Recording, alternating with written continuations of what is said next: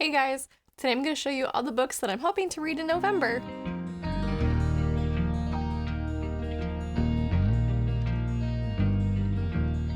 November for me is still a very mood reading month, especially the weather's turning, it's getting chillier. So I try to pick some cozier reads. I also try to give myself a little bit more wiggle room for sort of my holdovers from October. So this one won't be quite as gigantic as last month's TBR, but it's also probably a little bit more reasonable. So can't wait to talk about them with you today.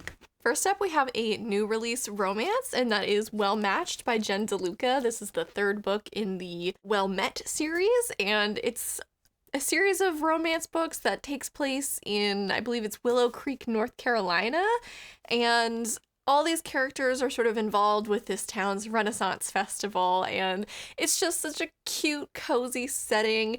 Ren fairs always remind me of fall, and I just think it's so cute. And this one in particular follows April, who is the sister of the main character Emily from the first book, and a character who has been in all three so far, Mitch, and he plays like a Scotsman in the Renaissance fair, and he's always wearing like a kilt and stuff, and he's a bit of a himbo, and I'm very much looking forward to this romance between him and April.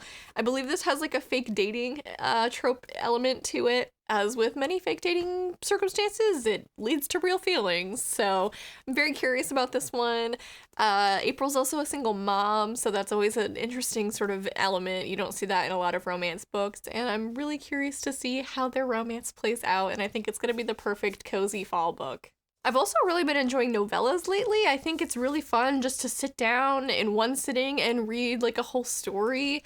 They're still very transportive, but you don't have a whole lot of world building to them. I don't know, I've been really enjoying this format lately. So I'm planning on reading The Order of the Pure Moon Reflected in Water by Zen Cho. I believe Zen Cho also has a more recent release, Blackwater Sister, that I've been meaning to get to, but I found this used at my local bookstore, and I just thought it looked really interesting. The flap says, "A bandit walks into a coffee house, and it all goes downhill from there." So I don't know if this is going to be sort of like a, what do they call those? Where it just takes place in one room for the entire story. That's what I'm picturing, at least. And the summary continues to say, Guet Im, a young votary of the Order of the Pure Moon, joins up with an eclectic group of thieves, whether they like it or not, in order to protect a sacred object, and finds herself in a far more complicated situation than she ever could have imagined. So I believe this has some influences from the old school martial arts movies, and I don't know, has kind of a air of magical realism to it. So I'm really curious to read this one. It's such a little shorty. It's 150 pages, something like that. Yeah, 160 pages. So I'm pretty sure I can get this done in one sitting, and I'm just, again, really enjoying novellas lately, and this one seems really interesting, so I'm excited to get to it. Next up, we have Naomi Novik's Uprooted.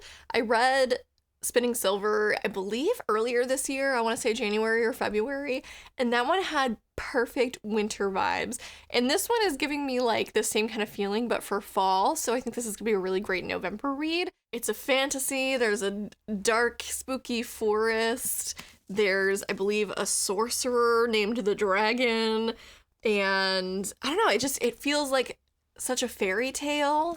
So I think, again, this will be a great November read. I've talked about this quite a bit on my channel so far, first when I hauled it, and then I believe this is one of my anticipated 5-star books, so I'm hoping it lives up to that. I've really enjoyed Naomi Novik's previous work, and I think this is, I just have a good feeling about this. I don't know, it has sort of elements that I find myself really drawn to in fantasy, and I think it's gonna be so interesting. I also really love the cover. It gives me very old school fairy tale book vibes, and yeah, I'm very much looking forward to this one. I believe there's also fae involved, so I just think fall is such a perfect time to start picking up fantasy. I read it year round, but I try to go for the really atmospheric ones in the fall because they hit different. So definitely on my list for this month.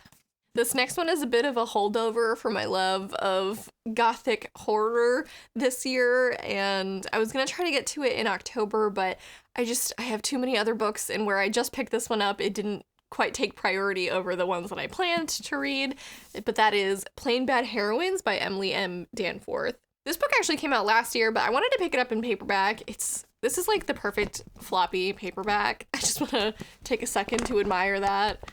It's like 10 out of 10 flop, which is always fun.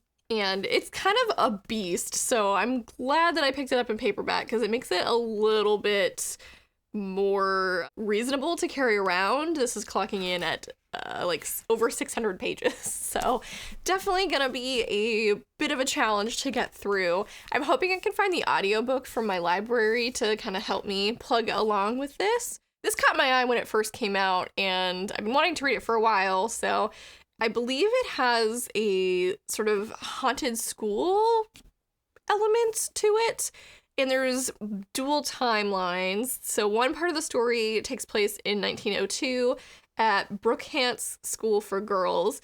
Flo and Clara, two impressionable students, are obsessed with each other and with a daring young writer named Mary McLean, the author of a scandalous best-selling memoir.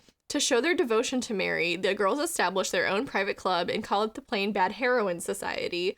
They meet in secret in an nearby apple orchard, the setting of their wildest happiness and ultimately their macabre deaths. This is where their bodies are later discovered with a copy of Mary's book splayed beside them, the victims of a swarm of stinging, angry yellowjackets. Less than 5 years later, the Brookhant School for Girls closes its door forever, but not before 3 more people mysteriously die in the property, each in a most troubling way. And then a century later, the other part of the story starts to play out. In a now abandoned and crumbling Brookhants is back in the news when wonderkind writer Merritt Emmons publishes a breakout book celebrating the queer feminist history surrounding the haunted and cursed Gilded Age institution. This book inspires a horror film adaptation starring a celebrity actor and a lesbian it girl, Harper, playing the ill-fated heroine Flo opposite B-list actress and former child star Audrey Wells as Clara. So it's got a lot of layers of storytelling. There's a past and future element, and there's also a adaptation within this book about the previous events of the school. So it's got kind of a layered thing. It reminds me of that one season of American Horror Story where they're doing I believe it's Roanoke, where they're doing the film, and then bad things start to happen that are similar to the events of the sort of haunting that they're portraying in the actual movie. So I don't know, I'm curious about this one for sure. I've heard really good things, and there's really cool illustrations throughout as well, which I really enjoy in books. I think it just adds such a other layer of atmosphere. So I really appreciate that, and I'm excited to get into it. So yeah, I think this is gonna be a really fun atmospheric read. Hopefully it's not too confusing with the backwards and forwards in time, but I've heard good things, so I'm excited for this one. This next book also has to do with murder, and I think it's gonna be a really great read for like a rainy, cold November day, and that is What Comes After by Joanne Tompkins. This book deals with the aftermath of a murder-suicide of 2 young boys in the community and sort of how that affects the parents and the community as a whole. There's also the appearance of a young pregnant girl, and she sort of winds up entwined in the parents' lives in a way, and she's got some mysterious background as well. So this book is a bit of a mystery. While it deals with the aftermath of this murder-suicide, neither the parents or anyone else really knows why this happened between the 2 boys. There's also the mysterious element of the young pregnant girl, and I'm very curious about this one. This was obviously a book of the month pick a couple months ago, and I haven't really heard a lot about it since then, but I've been kind of waiting for more of an atmospheric time of year to read this. I've been very much into like mysteries lately, so while I don't think this is like a thriller by any means, I am very curious about it, and so I think it'll be a good November read. This next one is a chonker, and I'm going to try to prioritize it and maybe get it out of the way first thing. Not get it out of the way, that makes it sound like I'm not going to enjoy it, or I'm just going to be reading it fast to get through it, because I am really looking forward to this, but I am a little intimidated by its sheer size.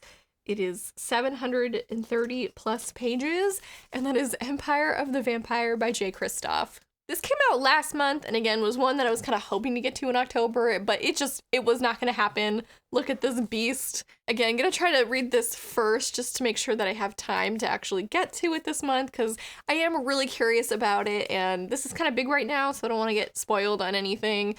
There are like dozens of illustrations throughout this book, so I'm maybe that makes it like a little less intimidating, because like a bunch of these pages are actually pictures like that. And this is the Barnes & Noble special edition, so the end papers are also illustrated and colored, and I just think it's so gorgeous. And like I said, with plain Bad Heroines, I think just illustrations throughout really set the tone for a story, and I have heard this is very dark and edgy, so I think the illustrations are really gonna help play into that. And as the title suggests, this has to do with a vampire, and I believe it's sort of like this vampire Gabriel who's sort of telling his story, so it's got, again, sort of that dual timeline.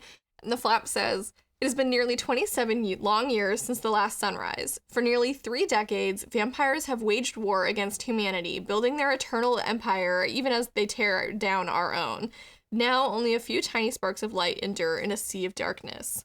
Gabriel de Leon is a silver saint, a member of the Holy Brotherhood dedicated to defending realm and church from the creatures of the night. But even the Silver Order could not stem the tide once the daylight failed us, and now only Gabriel remains. Imprisoned by the very monsters he vowed to destroy, the last Silver Saint is forced to tell his story, a story of legendary battles and forbidden love, of faith lost and friendships won, of the wars of the blood and the forever king, and the quest for humanity's last remaining hope, the Holy Grail." Okay, so Gabriel's not a vampire. He's a vampire hunter, ? So, okay, interesting. I obviously know what this book's about. But yeah, so I'm really excited to read this one. I've not read any J. Kristoff yet, and this is probably his most compelling story, in my opinion. Like, this is the one I've been most interested in ever since I heard about it. So I'm really excited to get to this, and I hope it's a page turner, because it's a thick boy.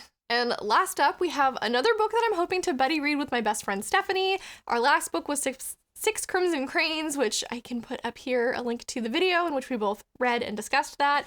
But that is Sarah J. Maas's Crescent City, House of Earth and Blood. The next book, I believe, comes out in March of next year, so I've been wanting to pick this one up to see if that's going to be something I'm going to be interested in continuing to read. I have enjoyed Sarah J. Maas's past work. The Court of Thorns and Roses series was a lot of fun, so I'm hoping this is also fun. I don't know if Stephanie will like it. I'm very curious to see her thoughts, and I think that's part of what is going to make this a really fun buddy read. I know this is like a urban fantasy. I believe it takes place on a different world, though, in which there are angels and demons, and I believe mermaids, and all these monstrous creatures living side by side. Our main character's name is Bryce, and the beginning of the novel sort of sets off with a demon murdering her closest friend, and she wants to avenge their deaths. So I don't know. I've heard good things about this, even from people who have mixed feelings about the Court of Thorns and Roses series. So seems like Sarah J. Maas gets better with each book. Maybe, we'll see. I think this will be a fun one to discuss with Stephanie, because whether we love it or hate it, I feel like there's going to be a good conversation there. So I'm excited to get to this one. I'm so excited to see what Stephanie's thoughts are. Last time I read Sarah J. Maas's books, I had a wild time, so I'm looking forward to this, because she's not my favorite author in terms of like the technical stuff behind the work. Like, her writing itself isn't my favorite, but I think she writes really compelling characters and really fun stories. So I'm very much looking forward to this. And that wraps up my November TBR. These are the books that I'm like really, really hoping to get to. I will probably do some mood reading outside of these, but like these are the ones I'm prioritizing. So let me know down in the comments if you've read any of these or are planning to. I would love to talk about these books with someone. And yeah, thank you guys so much for watching. Feel free to like this video, subscribe to my channel if you haven't already, and have a wonderful day. Bye.